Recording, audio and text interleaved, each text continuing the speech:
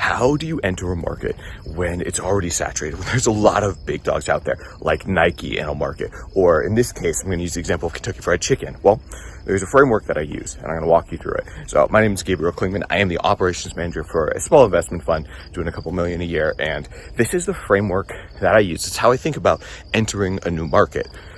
Now, when you enter a new market, the problem with it being super saturated and there being a lot of big dogs is they have a lot more power, specifically purchasing power, than you do.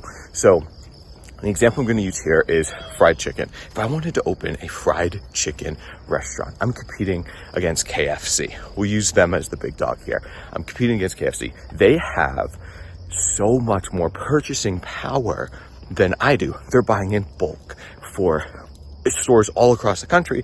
I would have one local store, right? So they can get much better discounts. They can get much better pricing. They can then either pad their margins and sell it at normal price, or if someone else comes in and starts taking their market share, they can drop price and still have better margin than most other people, right? Because they have such purchasing power. So what I do, if I wanted to compete in that market, I would look at the market. I'd say, identify who are the big dogs, who are the big competitors. In this case, we're going to say Kentucky Fried Chicken. Cool. Then I would say, what is their strength? Their strength is they have so many stores. They have massive purchasing power. So they can then buy all of this chicken. They can buy it at a much cheaper price than I will ever be able to buy it at. Great. Are there anything else? Is there anything else that customers care about? This is the core question. Is there anything else that customers care about? So I don't want to go into this market and compete on the price of fried chicken because it'll be a bloodbath. I will lose. So I ask, what else do customers care about? And this is where I would get the idea. Customers, when they want fried chicken, yes, they want chicken and they want fried chicken, but they also want the crispy bits. They want the skin. They want the crust, that breading that's super crispy.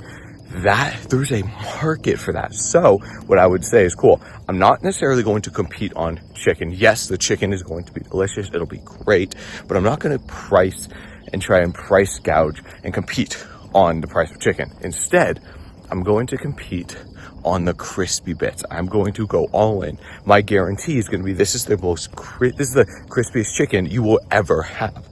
And we're going to sell sides of crispy bits. It's going to get to a point where if you order more than like 2 or 3, you're getting extra crispy bits. Just like people, when you order fries, you get the bagglers, same idea. You order a couple tenders, you're going to get a side of crispy bits.